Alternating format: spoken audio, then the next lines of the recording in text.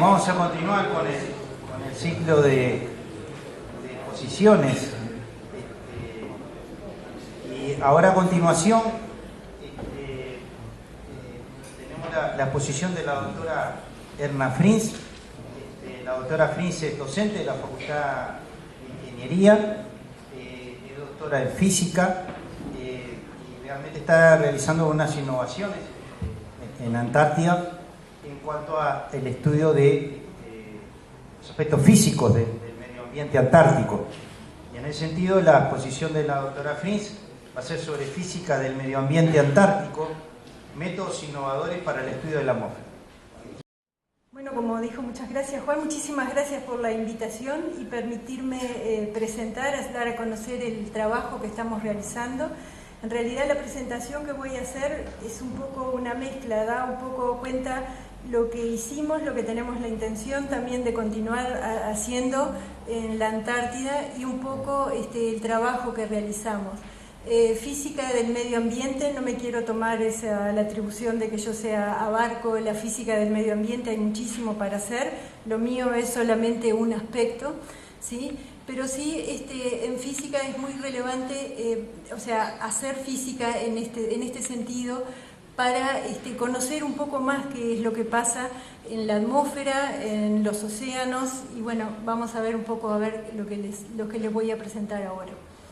El trabajo en mi grupo participan también estudiantes de grado y posgrado, no exclusivamente de física, sino también de otras áreas. En este momento se encuentran participando estudiantes que son de ingeniería y además de estar haciendo algunos el doctorado en física, otros están haciendo el doctorado en ingeniería física. Hay estudiantes, últimamente se han incorporado estudiantes de química que están haciendo la pasantía también conmigo, ¿sí? Y ha habido también algún matemático, algún estudiante de matemática y algún estudiante de biología. O sea que el grupo es realmente multidisciplinario. Nosotros nos encontramos físicamente en el Instituto de Física de Facultad de Ingeniería del UDELAR.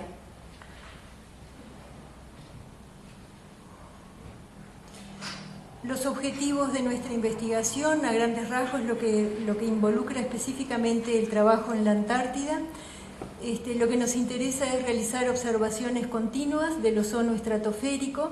El ozono, por un lado, cuando uno habla del ozono estratosférico me estoy refiriendo al que está a una cierta altura de 10 kilómetros para arriba, digamos en la atmósfera, no al troposférico, al que está en contacto con la superficie terrestre, el que está en contacto con la superficie, o sea, el que está en la parte baja de la atmósfera, lo podemos ver como un contaminante. En cambio el que está en la estratosfera es el que nos protege de la radiación solar dañina, ¿sí? Los radicales halogenados, tales como los del bromo, cloro y yodo, ¿sí? Que están presentes en la atmósfera como productos naturales y también se han producido otras sustancias que también tienen halógenos como bromo y cloro sobre todo, ¿sí? Que también son interesantes de estudiar, y aerosoles, ¿sí? En el caso de los radicales halogenados son los que destruyen en principio la capa de ozono, y los aerosoles también tienen una influencia negativa hacia el ozono. Aunque el problema del ozono es un poco más complejo que lo que uno lo plantea a veces. Después, por otro lado, nuestro interés está en la validación de datos satelitales. Eso ya es también, por un lado, un convenio que tenemos en Montevideo con el Instituto Max Planck, que va para validación de datos satelitales, pero sería interesante continuar este tipo de convenios para que surja también en la base Artigas. Por otro lado, van a ver ahora que en mi caso lo que yo participé simplemente de una campaña de medidas, ¿sí? Lo interesante sería instalar instrumentos para medir en forma autónoma y continua, o sea, que las medidas que uno realiza, ya sea del parámetro que sea, no sea una medida puntual en el tiempo, sino que se mantenga en el tiempo. Por eso es importante la instalación de instrumentos para medir en forma autónoma. Y por otro lado, algo que aprendí en esa campaña, en el cual tuvimos 10 días para compartir investigadores de diversas áreas, es que como físicos tenemos un potencial enorme para colaborar con otras áreas, ¿sí? Y que es el ambiente ideal para realizar estudios multidisciplinarios, porque estamos en contacto total, podemos compartir un montón de información y es realmente muy recomendable, y sobre todo también para los jóvenes que estén haciendo su posgrado para realizar parte de los estudios en la Antártida. Bueno, y acá vienen los por qué. ¿Por qué es importante hacer esto que estamos presentando? ¿Por qué es importante investigar en la Antártida? Esa es una de las grandes preguntas que no podemos hacer. Otra pregunta es ¿por qué es importante investigar sobre estos temas, o sea, sobre los temas que voy a presentar yo en la Antártida? ¿Y por qué es importante innovar en la forma de ver la atmósfera? ¿Sí? Las respuestas a la primera pregunta es simplemente esta transparencia. Lo que voy a presentar es un artículo de esta revista Polar Research, es de Noruega, justamente comento por la conversación que estábamos teniendo hace un ratito, ¿sí?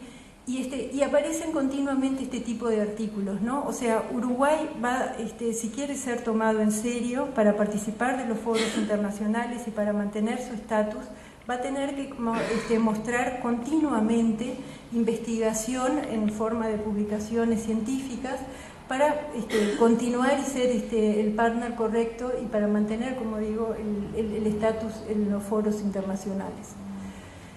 Bueno, y ahora viene la física de todo esto. ¿Por qué es interesante trabajar en los temas estos en la Antártida?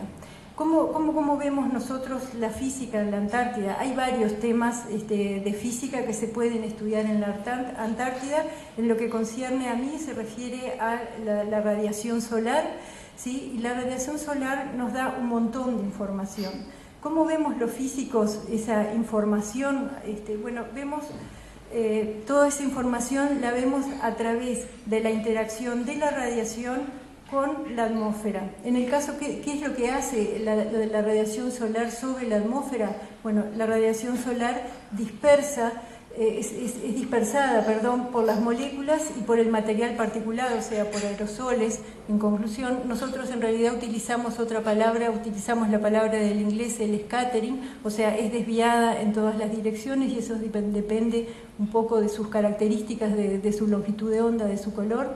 La radiación solar es reflejada y refractada, o sea, todos nos alegramos de ver el atardecer, por ejemplo, en el mar, ¿sí? O vemos la refracción, o sea, el quiebre de cómo viaja la luz cuando vemos la interfase aire-agua, ¿sí? Ese es el quiebre. En otros idiomas la palabra es más clara que en español, la refracción. Y también la radiación solar es absorbida por diferentes sustancias.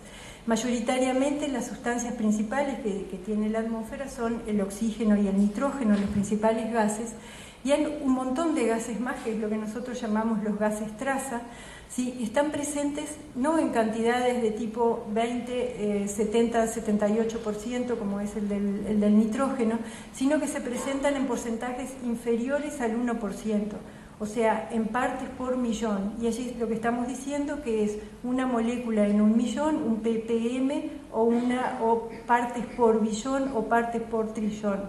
Entonces, todo el asunto está ahora en cómo identificar esos gases y cuál es el efecto, a pesar de que están presentes en esa pequeña cantidad, cómo identificarlos para poder seguirlos y estudiar los procesos que ocurren en la atmósfera. Lo bueno de esos gases, que para los físicos, ya voy a terminar con la física, pero es un poquitito que voy a mostrar, ¿sí? Lo que estoy mostrando acá, voy a quitar. Lo que estoy mostrando aquí es parte de los colores, o sea, acá son 300 nanómetros, esta es la región del ultravioleta, paso al azul, el color azul, el 500 es el verde, 600 el rojo, y así sigo para el infrarrojo. Y acá tenemos un montón de gases traza, o sea, estos gases que están presentes en muy pequeña cantidad, o sea, en partes por millón, por billón y por trillón, ¿sí?, en la atmósfera, pero tienen efectos tremendos, ¿no? O sea, acá está el ozono que absorbe la radiación ultravioleta. Lo que estoy presentando acá es cómo absorben, en qué región espectral absorben estos gases, y tiene una forma característica, o sea, en esta región no absorbe el ozono. Acá tenemos, por ejemplo, un óxido del azufre. El óxido del azufre está presente en todos los combustibles que contienen azufre, y al haber combustión son emitidos y pasan a formar parte de la atmósfera. También es emitido por los volcanes, o sea, también hay emisiones naturales. Después están los óxidos de nitrógeno, que también forman parte de las emisiones en la combustión. Y después están todos estos óxidos, cloro, bromo, yodo y bromo por acá, que son los que nosotros estamos buscando en la atmósfera y en particular en la Antártida. O sea, esto que estoy mostrando acá viene a ser como la huella digital de cada gas, y es lo que nosotros nos esforzamos en encontrar, en tener una medida, en poder visualizarlo y poder estudiar los procesos que ocurren en la atmósfera. Lo que nosotros tenemos en particular con nuestros equipos de medida son esto, o sea, esto es lo que recibe nuestro espectrómetro, nuestro instrumento que mide la radiación, y como ven, todo esto que está acá no es ruido. O sea, la radiación solar pasó primero por la atmósfera del Sol, ahí se grabó un montón de información, ¿sí? La atmósfera del Sol ya le dejó su huella grabada. Por ejemplo, estos dos grandes picos que se ven acá es el calcio presente en la atmósfera solar, ¿sí? Y además hay un montón de otras huellas acá grabadas, pero claro, esto no es el laboratorio. O sea, yo no puedo decir, pongo una muestra de gas, la saco, la pongo y veo qué es lo que pasa en ese proceso. La atmósfera es un gran cóctel de gases, y todo el asunto está en poder extraer esta información de la atmósfera. Nosotros vamos a buscar el ozono en esta región espectral del ultravioleta, que es apenas un poco por encima de la radiación que llega realmente a la Tierra. Los óxidos de bromo y cloro los estamos buscando en esta otra región que también todavía pertenece al ultravioleta, y el dióxido de nitrógeno lo buscamos prácticamente en el azul, o sea que es en el visible, ¿sí? Esto simplemente es a modo de orientación para que sepan específicamente qué es lo que hacemos nosotros. Ahora un poco de descanso de física, pasamos a los paisajes de la atmósfera. Esto fue la campaña que nosotros hicimos en enero del 2017. Fui con dos estudiantes de ingeniería física y de física, ambos doctorandos. Estábamos instalando nuestros equipos, como comentábamos recién aquí. O sea, la logística en todo esto es absolutamente fundamental. O sea, por acá después venía un cable de alimentación, acá van todos los equipos que van a controlar estos dos espectrómetros, que son los que están tomando los datos, ¿sí? Y aquí está finalizada la instalación, que es, digamos, con los equipos que después acá ven el cable que alimenta los equipos que quedaron aquí abajo. Acá hay piedras, apenas se ven, ¿sí? Ahora, no se imaginen que todos los días en la Antártida fueron de este tipo, ¿no? O sea, teníamos que preparar los equipos para que resistieran todas las inclemencias del tiempo. Bueno, una vez que nosotros tomamos nuestros datos, ¿sí? Lo que tenemos en realidad, como yo les decía, no es algo simple. Nosotros pasamos a analizar un trozo del espectro, ¿sí? Y tenemos un montón de cosas. Por ejemplo, acá vemos la huella digital para nosotros, o sea, la sección eficaz superpuesta con nuestra medida de lo que equivale el ozono, y acá cumplimos uno de nuestros objetivos. En realidad, cuando yo presenté el proyecto me resultaba obvio que iba a detectar ozono. Lo que no me resultaba tan obvio era que iba a detectar óxido de bromo. Les soy sincera, porque son esas sustancias que son muy discutidas a ver si se pueden detectar o no. De los 10 días que significa la campaña, o sea, la campaña significa que uno va sale de Montevideo, va a Punta Arenas, al otro día recién viaja, si el tiempo acompaña, al otro día uno puede viajar a la Antártida, realiza la instalación de los equipos. Entonces estos son los días 20, 21, 22 y el 23 son los días que pudimos realizar las medidas, o sea, estos son los días completos, 20, 21 y 22. El 23 tuvimos que recoger los equipos porque al otro día volvíamos. Esto es, entonces, el tiempo que estuvimos y esta es la medida de la columna de ozono. ¿Se dan cuenta que esto es como una U y uno se dice cómo aumentaba, disminuía a lo largo del día? No. Vamos a interrumpir el pánico. Ustedes imaginan que el equipo está mirando hacia el cenit, o sea, mira hacia arriba. La radiación recorre desde el amanecer hasta el atardecer, en el caso de la Antártida no es tan notorio. Entonces, la radiación recorre por la mañana y en el atardecer un camino mucho más largo, por lo cual lo que nosotros tenemos acá aparentemente es mucho más, lo cual quiere decir que el método es mucho más sensible en el atardecer y en el amanecer en comparación con el mediodía, que es cuando uno lo está mirando la capa, digamos, perpendicular prácticamente a lo que ocurre. Como primer ejercicio, lo primero que hicimos fue comparar con, o sea, nuestras medidas, lo que nosotros obtuvimos como medidas del ozono, de la columna que se mide en unidades Dobson. Estas fueron las medidas de esos 4 días que estuvimos, comparadas con las del satélite OMI, ¿sí? Y que daban estos números, o sea, del orden de 300 en ambos casos. En el caso del día 20, el OMI pasó 2 veces, o sea que fue un promedio de las 2 veces que pasó. Nosotros hicimos un promedio de lo que medíamos en la mañana y lo que medíamos en la tarde. El 21 OMI no dio datos, o sea, no hay ninguna referencia. O sea, este tipo de medidas se hace en forma sistemática y falta un análisis de por qué las diferencias. Bueno, hubo días que estaban nublados, hubo días que el equipo pasaba de una situación a otra en el tiempo, o sea, hay diferentes situaciones en que estas diferencias, o sea, es una diferencia de un 10%, ¿sí? No es tan grave. Y por otro lado hay una cosa que quiero recalcar, que es dentro de la misma historia del ozono, que es lo que tenemos que notar, ¿no? Que es lo que me pasa a veces a mí con los estudiantes de física experimental, que me dicen, no me dio lo que me tenía que dar, y a mí me entra pánico, ¿sí? O sea, uno como investigador no me dio lo que me tenía que dar, no sé lo que me tenía que dar, me dio eso y ahora voy a analizar los datos, ¿sí? La historia del ozono nos dice, el primero que se dio cuenta de que había un agujero de ozono en la Antártida fue un japonés. Ese japonés mencionó ese trabajo en un pequeño simposio, ¿sí? En Grecia, ¿sí? Después los británicos salieron con sus resultados, pero la NASA creía que era un error y calibraba automáticamente las cosas cada vez que pasaba por la Antártida. Entonces eso nos queda de lección, por favor, no tenemos que mostrar los datos, qué era lo que nos tenían que dar. No sé lo que me tiene que dar, medimos y después analizamos y justificamos por qué nos desviamos de los valores que supuestamente nos tenían que dar. Acá viene un poco de historia de lo que nosotros estamos haciendo.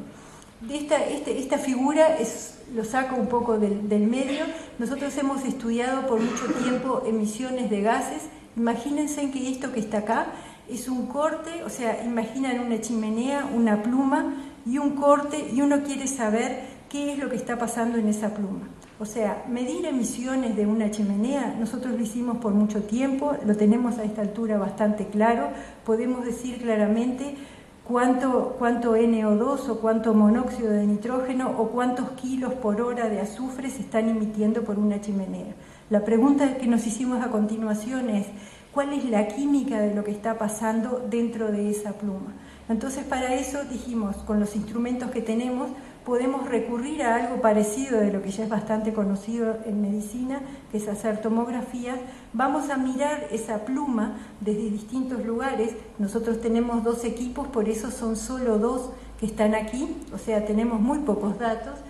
Y esa pluma, esto es simplemente una pluma imaginaria, acá la pusimos fácil y acá la ponemos un poco más realista. Vieron que ustedes ven la pluma de una chimenea y no tiene una forma linda, es formas diversas, ¿sí?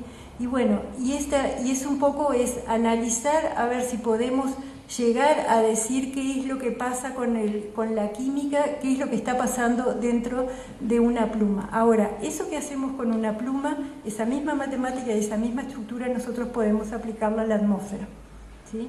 O sea, son todos métodos nuevos, que es lo que estamos haciendo. ¿Qué otras cosas hemos incorporado? Bueno, ahora no sabía que iba a haber gente acá de la Fuerza Aérea, ya les dije, nosotros tenemos firmado un convenio con la Fuerza Aérea por el cual nosotros podemos participar en los vuelos que ellos hacen regularmente, y de esa forma nosotros nos permiten probar métodos nuevos que de otra forma no podríamos hacerlo.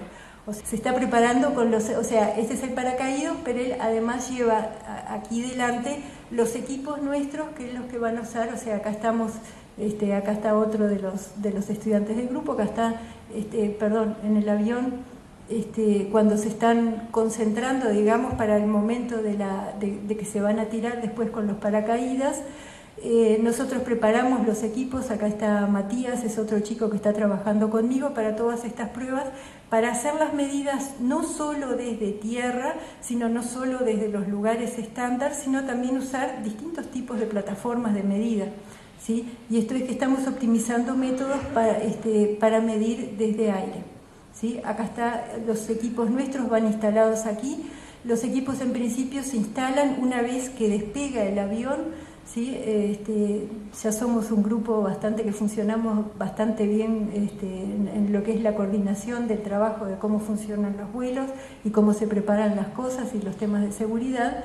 Y bueno, lo que ocurre después es esto, ¿no? O sea, va el paracaidista, de esta forma nosotros podemos, o sea, acá tiene los equipos de medida, acá va una fibra óptica, en donde acá tiene el telescopio, que él trata de mantener la pierna hacia abajo, cosa de poder ver lo que sería nadir para nosotros, mirando hacia el centro de la Tierra, pero bueno, hay movimientos, eso es clarísimo en todas las medidas, pero no es ningún inconveniente, ¿sí? Y bueno, esa es una de las formas también que es de los temas que estamos probando. Como yo les decía hace un rato, nosotros medimos y obtenemos un espectro. Ahora, vamos a dar un paso más.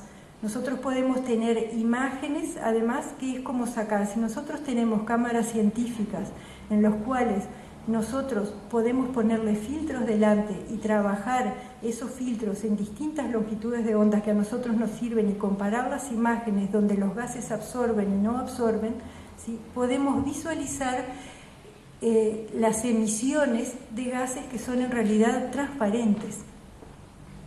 Eso nos permite a nosotros calcular los flujos en cualquier situación, y a su vez estudiar toda la física de lo que serían los fluidos de las emisiones. Entonces, yendo por ese camino, nosotros dimos un paso más y ahora tenemos lo que se llaman cámaras hiperespectrales. La cámara hiperespectral no trabaja en dos longitudes de ondas, sino que es una imagen en la cual tenemos una foto en cada uno de los colores, desde el azul hasta el infrarrojo, ¿sí? O sea, se imaginan que cada imagen es un cubo de imagen. Tratar con todo esto de datos es tremendamente difícil. A mí me llevó sacar las fotos en la Antártida, no poder hacer nada, porque pensé que lo iba a poder hacer con mi máquina, y recién ahora estamos logrando tener resultados. La idea aquí es la siguiente. Estas cámaras en principio fueron exclusivamente militares, luego pasaron a ser de uso de los geólogos, porque con esto se pueden reconocer rápidamente los terrenos. Yo saco una foto y veo una diferencia en un píxel de la foto, tengo el espectro de ese píxel y puedo reconocer lo que está aquí. Por ejemplo, si yo tengo una imagen y quiero reconocer simplemente la vegetación, pero con el espectro completo, no simplemente con el índice de clorofila, sino el espectro completo, o sea que puedo reconocer más cosas que el índice de clorofila. O puedo reconocer, por ejemplo, estudiar qué es lo que está pasando con los glaciares y con los gases con las emisiones que está ocurriendo. Actualmente ahora no pude llegar a poner la imagen que generamos, pero podemos tener una imagen de lo que es el vapor de agua, ¿sí? Y y el dímero del oxígeno, que nos da una estimación de qué es lo que está pasando con los aerosoles. Es toda una novedad tener una imagen de lo que sería el vapor de agua en la atmósfera, porque cuando uno mira las medidas de lo que ocurre actualmente, uno tiene un espectrómetro en lo cual la óptica lo que está haciendo es el barrido vertical o en la horizontal, o pasa el satélite y hace los barridos. Yo puedo sacar una foto y voy a poder poner el vapor de agua y los aerosoles. ¿Sí? O sea, bueno, eso es un poco lo que quería mostrarles. Les agradezco el haberme escuchado y darme esta oportunidad para estar aquí. La investigación que nosotros hacemos está apoyada por el PDCIVA, por supuesto que por el Instituto Antártico, que bueno, la logística fue fundamental, porque evidentemente todo esto es no se puede hacer una cosa sin el apoyo de la logística, ¿no? Cualquiera de nosotros, los que medimos en campo, sabemos lo importante que es la logística y la buena organización. Por otro lado, la cámara hiperespectral pude comprarla por el premio L'Oréal, así que también las gracias a L'Oréal. Y los proyectos CSIC, el proyecto CSIC está acompañando en este momento con la compra de un equipo que es parte de lo que pensamos dejar en la Antártida en nuestra próxima estadía. Muchas gracias.